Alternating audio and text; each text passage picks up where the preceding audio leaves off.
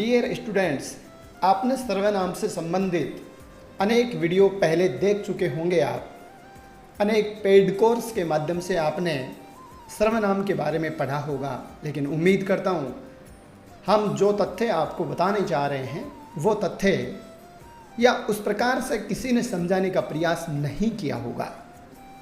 Video आप last तक देखेंगे तो आपको खुद को अनुभव होगा कि हमने बहुत अच्छा समझाने का प्रयास किया है। तो आपका वक्त व्यर्थ जाया न करके शुरू करते हैं आज का ये विशेष टॉपिक सर्वनाम वाला। तो देखो स्टूडेंट्स, सर्वनाम जिसे अंग्रेजी में प्रोनाउन भी कहा जाता है, सर्वनाम शब्द का अर्थ होता है सबका नाम। संज्ञा के स्थान पर प्रयुक्त होने वाले शब्दों को सर्वनाम कहते हैं, जैसे यह, वह, मैं, आप आदि। सिंपल कॉमन परिभाषा है। ये विशेष बात है, ध्यान रखने योग्य बात है, मूल सर्वनामों की संख्या 11 होती है। मूल जो सर्वनाम होते हैं वो 11 माने गए हैं। मैं, तू, आप, यह, वह, कौन, क्या, कोई, कुछ, जो, सो, ये 11 सर्वनाम ही होते हैं मूल रूप से।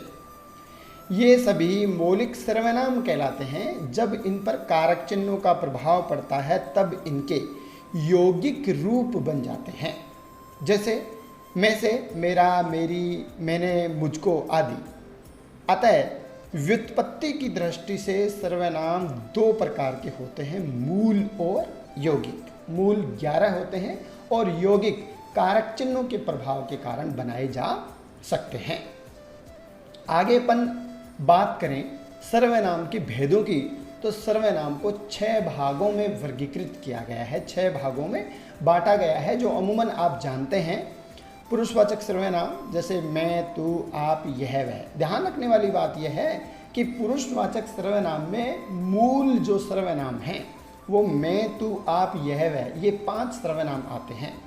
निश्चयवाचक सर्वनाम में मूल सर्वनामों में से यह और वह काम में आते हैं। अनिश्चयवाचक सर्वनाम में मूल सर्वनामों में से कोई और कुछ काम में आता है। प्रश्नवाचक सर्वनाम में मूल सर्वनामों में से कौन और क्या काम में आता है। और संबंधवाचक सर्वनाम में जो और सो के स्थान पर आजकल वह का प्रयोग भी होने लग गया है, इस कारण हमने यहाँ कोष्टक में वह भी दे दिया है, जो सो का ही वाचक होता है।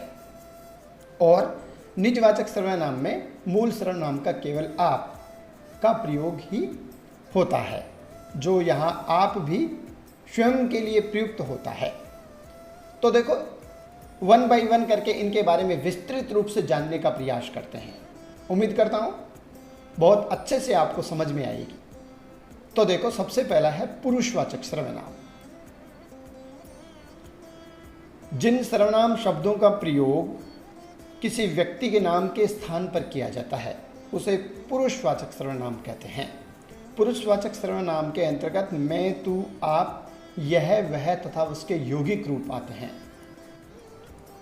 पुरुषवाचक सर्वनाम का प्रयोग बोलने वाले, सुनने वाले तथा जिसके संबंध में बातचीत हो रही है उसके लिए किया जाता है। इस प्रकार 3 प्रकार के पुरुषों के आधार पर पुरुषवाचक सर्वनाम के 3 भेद होते हैं, उत्तम पुरुष, मध्यम पुरुष और अन्य पुरुष। उत्तम पुरुष, सबसे पहले बात करें उत्तम पुरुष की, तो बोलने वाले के नाम के स्थान पर जिन सर्वनाम शब्दों का प्रयोग किया जाता है वो उत्तम पुरुष की श्रेणी में आते हैं। इसके अंतर्गत मूल सर्वनामों में से मैं तथा उसके यौगिक रूप मेरा, मैंने, मेरी, मुझे, हम, हमारे आदि ये काम में आते हैं उत्तम पुरुष में। मध्यम पुरुष में सुनने वाले के नाम के स्थान पर होता है मध्यम पुरुष का प्रयोग। इसके अंतर्गत तू, आप तथा उसके यौगिक रूप तुम, तुम्हारा, आपका, आपके, आपकी, तुमको आदि, इनका प्रयोग मध्यम पुरुष के रूप में किया जाता है। अन्य पुरुष, जिसके संबंध में बातचीत चल रही हो उसके नाम के स्थान पर अन्य पुरुष का प्रयोग किया जाता है। इसके अंतर्गत यह, वह तथा उसके यौगिक रूप, इसका, इसके, उसका, उसकी, उससे आदि, इनका प्रयोग किया जाता है। इस बात को हमने अनेक उदाहरणों के माध्यम से समझाने का प्रयास किया है। जैसे हमने कहा है कि मैंने आपको बताया था कि वह पढ़ने में बहुत तेज है। यहाँ जो रेखांकित शब्द हैं मैंने, ये उत्तम पुरुष का है, आपको यह मध्यम पुरुष का है तथा वह यह अन्य पुरुष का है। दूसरा उदाहरण हमने कहा है मैं बहुत सारी कहानियां पढ़ चुका हूं, यहां मैं शब्द उत्तम पुरुष का है, पुरुषवाचक सर्वनाम है। मुझे आम बहुत पसंद है, यहां बोलने वाला है मुझे, तो स्वाभाविक सी बात है पुरुषवाचक सर्वनाम का उत्तम पुरुष है। मैंने तुमको बहुत बार समझाया है, यहाँ मैंने उत्तम पुरुष है और तुमको मध्यम पुरुष है। वह अपनी कक्षा में सबसे बुद्धिमान है, यहाँ वह जिसके संबंध में बातचीत चल रही है वह, अर्थात अन्य पुरुष का उदाहरण है। मैंने आपको सलाह दी कि उससे सावधान रहना, यहाँ उससे बातचीत चल रही है उसके संबंध में, तो यहाँ उससे अन्य पुरुष है। मैंने यहाँ उत्तम पुरुष है और आपको यहाँ मध्यम पुरुष है।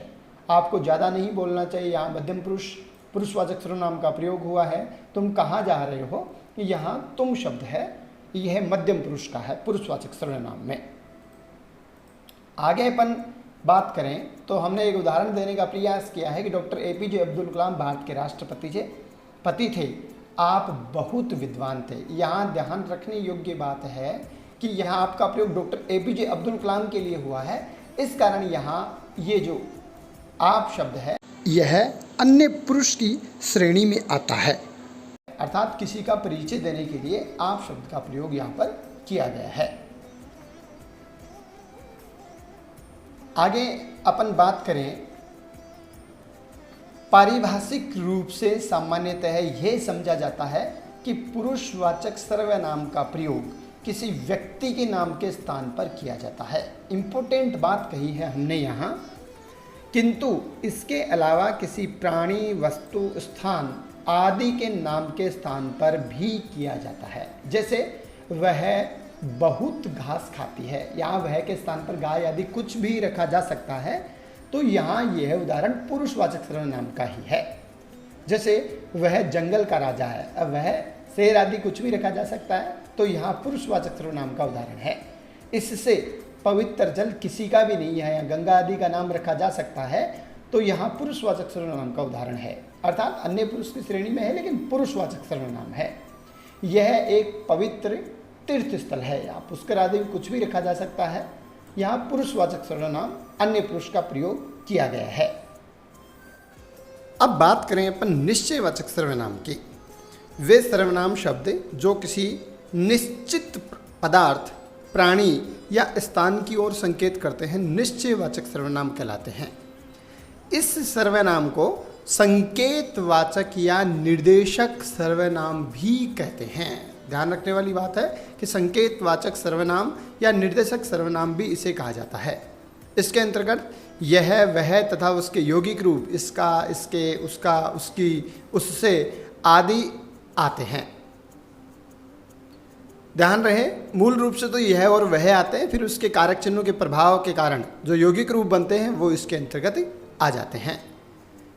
इसमें ध्यान रखने वाली बात यह है कि जो यह शब्द है, यह शब्द यह निकटता के लिए तथा वह दूर के लिए प्रयुक्त होता है। इसमें प्राय संकेतित पदार्थ सर्वनाम के तुरंत बाद नहीं आता है। ध्यान रहे, इसमें प्राय जो संकेतित पदार्थ होता है वह सर्वनाम के तुरंत बाद नहीं आता है, और यदि आता है तो उस संकेतित पदार्थ के बारे में कुछ नहीं कहा जाता। इंपॉर्टेंट बात है, वे सर्वनाम शब्द यही, वही, उन्हीं, इन्हीं का भाव देते हैं। ये सर्वनाम होते हैं वो यही, वही, उन्हीं, इन्हीं का भाव देते हैं। जैसे उदाहरण के रूप में अपन चर्चा करें, बच्चे ने खिलौने की ओर देखकर कहा यह लेना है। अब यहाँ यह शब्द यही का भाव दे रहा है। यहाँ निश्चय की बात कही गई कि यही लेना है, इस कारण यहाँ निश्चयवाचक सर्वनाम है। यह पुस्तक वही है जो कल दादाजी पढ़ रहे थे। अब यहाँ ये वाक्य ये होता है, यह पुस्तक वह है जो कल दादाजी पढ़ रहे थे, तो यहाँ वह शब्द वही का सूचक होता। यहाँ वही शब्द दादाजी द्वारा कल पढ़ी गई पुस्तक के लिए आया है, इस कारण ये सर्वनाम है और निश्चयवाचक सर्वनाम है। विमान नीचे गिरा और उसमें आग लग गई। उसमें किसमें? विमान। विमान एक संज्ञा है और संज्ञा के लिए प्रयुक्त हुआ है उसमें, इस कारण क्या हो गया, सर्वनाम हो गया। और सर्वनाम भी कौन सा हो गया, निश्चयवाचक सर्वनाम हो गया। देखो कितने लड़के बैठे हैं, उनमें नीली कमीज वाले को बुलाओ। उनमें किन में, जो लड़के हैं उनमें लड़का संज्ञा है और उनमें सर्वनाम हो गया, लड़कों के स्थान पर उनमें आया है, सर्वनाम है। आगे अपन देख पा रहे हैं यह गाय है, यह जो यहाँ यह शब्द है निश्चयवाचक सर्वनाम है, क्योंकि अभी अभी हमने देखा है कि इसमें प्राय संकेतित पदार्थ सर्वनाम के तुरंत बाद नहीं आता है, और यदि आता है तो उस संकेतित पदार्थ के बारे में कुछ नहीं कहा जाता। यही स्थिति है कि यह गाय है, संकेतित पदार्थ गाय है, गाय के बारे में कुछ नहीं कहा गया। या गाय के बारे में कुछ कह दिया जाता तो यहाँ यह शब्द सर्वनाम नहीं होता, संकेतवाचक विशेषण हो जाता। लेकिन यहाँ गाय के संबंध में कुछ नहीं कहा गया है। नीचे वाला वाक्य देखो, वह आदमी है, केवल सिंपल बात बताई गई है, निश्चयवाचक सर्वनाम कहा गया है कि वह आदमी ही है। यह गंगा है, यह गंगा ही है, ऐसा आभास होता है, ऐसा संकेत होता है। गंगा के बारे में निश्चयार्थ बात कही गई है, वह जंगल है। लेकिन अगर इनसे संबंधित कोई बात कही जाती, जंगल से संबंधित कोई बात कह दी जाती, तो वहां फिर निश्चयवाचक सर्वनाम नहीं होता, फिर वहां विशेषण होता। आगे अपन देख पा रहे हैं कि जब सर्वनाम यह वह का प्रयोग, कुछ खास बताने का प्रयास किया है कि जब सर्वनाम यह वह का प्रयोग किसी प्राणी, वस्तु, स्थान आदि के लिए होता है तब ये पुरुषवाचक सर्वनाम होते हैं, तथा जब निकटता या दूरी सूचित हो तब ये निश्चयवाचक सर्वनाम होते हैं। जैसे आजकल यह कुछ नहीं खाता पीता है, आजकल यह कुछ नहीं खाता पीता है, यह के संबंध में बात बताई गई है। इसका तात्पर्य यह है कि यह पुरुषवाचक सर्वनाम का उदाहरण है। वह एक बार फिर दौड़ प्रतियोगिता में प्रथम स्थान पर रहा, यहाँ वह शब्द पुरुषवाचक सर्वनाम का उदाहरण है। यहाँ हमने स्पष्ट किया है कि यहाँ यह वह पुरुषवाचक सर्वनाम है, अर्थात इसमें यह वह के बारे में कुछ कहा जाता है। अगला सर्वनाम है वह देखते हैं अपन, तीसरा सर्वनाम है निश्चयवाचक सर्वनाम। निश्चयवाचक जो सर्वनाम है उसके बारे में हमने कहा है कि वे शब्द जिनसे किसी निश्चित प्राणी, वस्तु या स्थान का बोध नहीं होता है, अर्थात अनिश्चय की स्थिति बनी रहती है, उन्हें अनिश्चयवाचक सर्वनाम कहते हैं। इसके अंतर्गत मूल रूप से कोई और कुछ का प्रयोग होता है तथा उसके यौगिक रूप इसमें आते हैं। इसमें हमने एक खास बात बताने का प्रयास किया है कि कोई शब्द का प्रयोग प्राय प्राणीवाचक के लिए तथा कुछ का प्रयोग प्राय अप्राणीवाचक के लिए किया जाता है। कुछ उदाहरण देकर समझाने का प्रयास किया है। यहाँ कोई रहता है, यहाँ कोई निश्चित नहीं है कौन रहता है, इस कारण अनिश्चयवाचक सर्वनाम है। वह कुछ खा रहा है, यहाँ कुछ निश्चित नहीं है, रोटी वगैरह कुछ भी आ सकती है, ब्रेड वगैरह कुछ भी आ सकता है, तो अनिश्चयवाचक सर्वनाम है। वहाँ कोई नाच रहा है, यहाँ कोई के स्थान पर जैसे वहाँ राम नाच रहा है तो वहाँ राम शब्द आ गया, राम संज्ञा है, संज्ञा के स्थान पर कोई आया है तो अनिश्चयवाचक सर्वनाम है। किसी ने कहा है, मानो राम ने कहा है, तो यहाँ किसी के स्थान पर राम रखा गया है, अर्थात संज्ञा रखी गई है, तो निश्चित रूप से किसी शब्द सर्वनाम है और निश्चित नहीं होने के कारण यह अनिश्चयवाचक सर्वनाम है। आगे कुछ और उदाहरण देकर हमने समझाने का प्रयास किया है। शायद कुछ जल रहा है, यहाँ कुछ निश्चित नहीं कहा गया है, कपड़ा जल रहा है या जो भी कुछ है, या निश्चित नहीं कहा गया है, अनिश्चयवाचक सर्वनाम है। यात्रा के समय कुछ खा लेना, यहाँ स्पष्ट नहीं किया गया है कि क्या खाना है, इस कारण अनिश्चयवाचक सर्वनाम की स्थिति बनी हुई है। यहाँ हमने कुछ इम्पोर्टेंट बात बताने का प्रयास किया है। ध्यान रहे, कुछ शब्द विशेषण भी होता है, इसलिए इसके बाद संज्ञा नहीं आनी चाहिए। अगर कुछ शब्द के बाद संज्ञा आ गई तो वह वहाँ विशेषण होगा, सर्वनाम नहीं। ध्यान रखने वाली बात यह है। उदाहरण के रूप में जैसे मैदान में कुछ बच्चे दौड़ रहे हैं, यहाँ कुछ शब्द सर्वनाम नहीं है, यहाँ विशेषण है। कुछ जल फैल गया है, यहाँ कुछ शब्द सर्वनाम नहीं है, यहाँ परिमाणवाचक का अनिश्चित परिमाणवाचक विशेषण है, यहाँ संख्यावाचक का अनिश्चित संख्यावाचक विशेषण है। हवन कुंड में कुछ सामग्री डालो, यहाँ कुछ शब्द सर्वनाम नहीं है, यहाँ परिमाणवाचक का अनिश्चित परिमाणवाचक विशेषण है। एक और खास बात बताने का हमने प्रयास किया है। ध्यान रहे, सर्वनामों का रूपांतरण पुरुष वचन और कारक की दृष्टि से होता है। आपको ये बात देखते ही संज्ञा के संबंध में भी बात याद आ गई होगी। हमारे जब पिछले वीडियो में हमने कहा था जो सर्वनाम का रूपांतरण होता है वह पुरुष वचन और कारक की दृष्टि से होता है, तथा संज्ञा का जो रूपांतरण होता है वह लिंग वचन और कारक की दृष्टि से होता है। ये इंपॉर्टेंट क्वेश्चन बनता है, ध्यान रखना। किंतु सर्वनाम कुछ का रूपांतरण नहीं होता है। जो सर्वनाम कुछ होता है एक ऐसा सर्वनाम है जिस पर यौगिक रूपों का भी कोई फर्क नहीं पड़ता है, अर्थात उसके यौगिक रूप नहीं बनाए जाते हैं। कुछ सर्वनाम के यौगिक रूप नहीं बनते हैं, कुछ सर्वनाम का रूपांतरण नहीं होता है पुरुष वचन और कारक से भी। उदाहरण के रूप में हमने समझाया है कि मेरे मन में आती है कि इससे कुछ पूछूं, यहाँ कुछ का रूपांतरण नहीं हुआ है, कुछ यहाँ सर्वनाम ही है। घी में कुछ मिला है, यहाँ कुछ का रूपांतरण नहीं हुआ है। आगे और एक इंपॉर्टेंट बात हमने बताने का प्रयास किया है। ध्यान रहे, कभी कभी कुछ का प्रयोग प्राणीवाचक क्रिया विशेषण के रूप में भी होता है। ध्यान रहे, कभी कभी कुछ का प्रयोग प्राणीवाचक क्रिया विशेषण के रूप में भी होता है। इस अर्थ में कभी कभी उसकी द्विरुक्ति भी आती है, अर्थात वो दूसरी बार आ जाते हैं।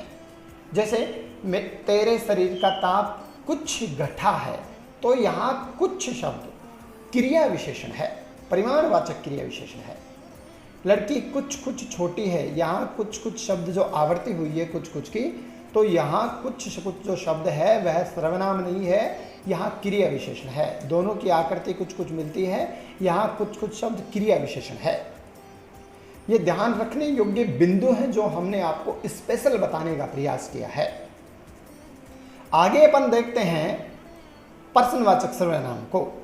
प्रश्नवाचक सर्वनाम के संबंध में हमने कहा है कि जिन सर्वनाम शब्दों का प्रयोग प्रश्न करने के लिए होता है, प्रश्न करने के लिए किया जाता है, उन्हें प्रश्नवाचक सर्वनाम कहते हैं। इसके अंतर्गत कौन, क्या तथा उसके यौगिक रूप आते हैं। ध्यान रहे, कौन का प्रयोग प्राय प्राणीवाचक के लिए तथा क्या का प्रयोग प्राय अप्राणीवाचक के लिए किया जाता है।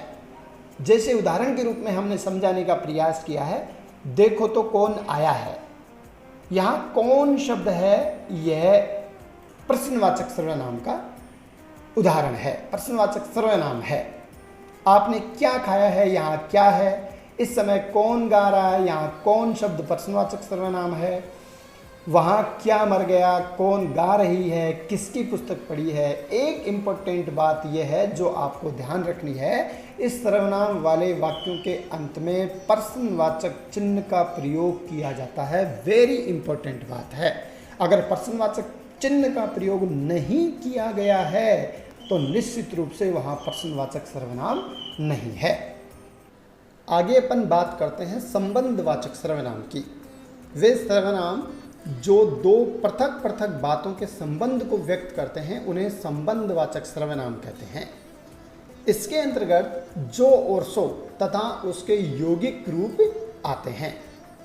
यहाँ एक स्पेशल बात बताने का हमने प्रयास किया है कि अब सो के स्थान पर वह का प्रयोग भी होने लगा है, किंतु यह वह किसी अन्य सर्वनाम जो पुरुषवाचक सर्वनाम या निश्चयवाचक सर्वनाम या जो संकेतवाचक विशेषण में आता है, यह वह की तरह प्रयुक्त न होकर सो के विकल्प के रूप में ही प्रयुक्त होता है। अर्थात वह शब्द आकर भी भाव सो का ही देता है। जैसे जो सोवेगा सो खोवेगा।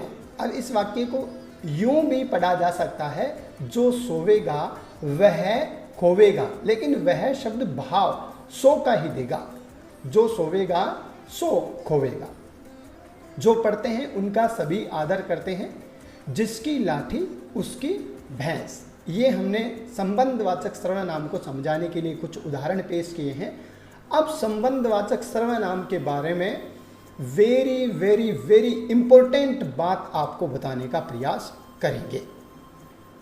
ध्यान रहे, जो के यौगिक रूप से बने सर्वनाम जिसका, जिसकी, जिसके, उसका, उसकी, उसके आदि होते हैं।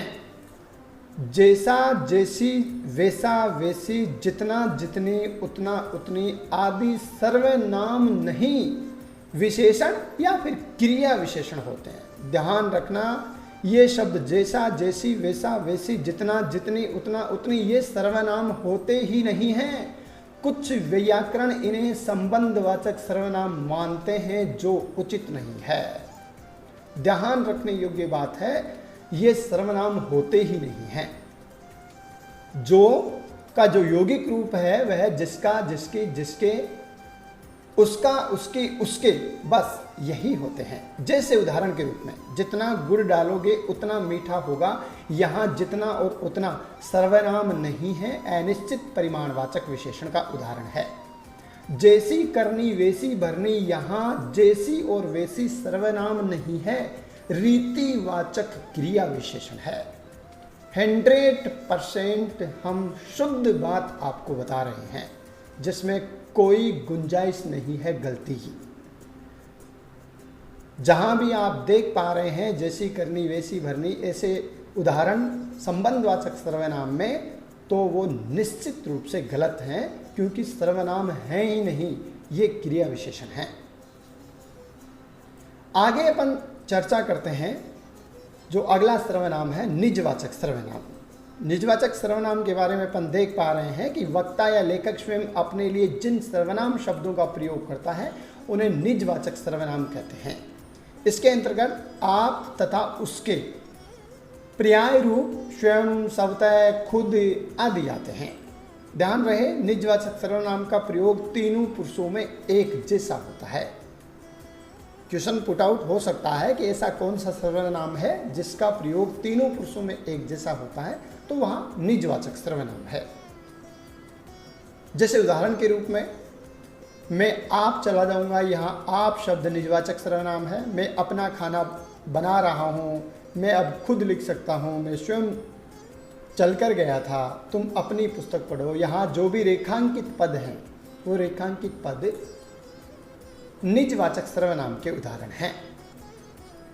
अब हमने यहाँ सर्वनाम से संबंधित कुछ विशेष इंपॉर्टेंट बातें आपको बताने का प्रयास किया है।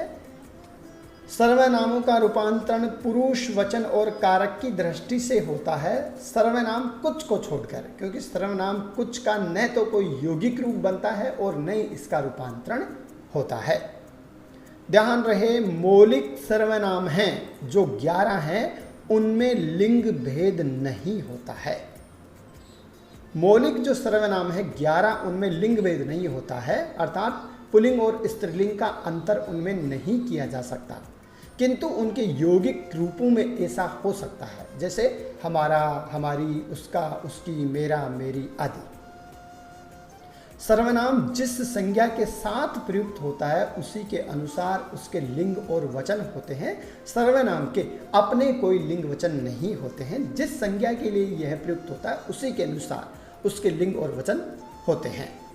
सर्वनाम के साथ लगने वाले जो परसर्ग हैं, परसर्ग यानी कारक चिन्ह, सर्वनाम के साथ लगने वाले जो कारक चिन्ह हैं हमेशा सर्वनाम से मिलाकर लिखे जाते हैं। जैसे उसका, उस और का जो कारक चिन्ह है, परसर्ग है, उसको मिलाकर लिखा गया। उसका बेटा बहुत मेहनती है।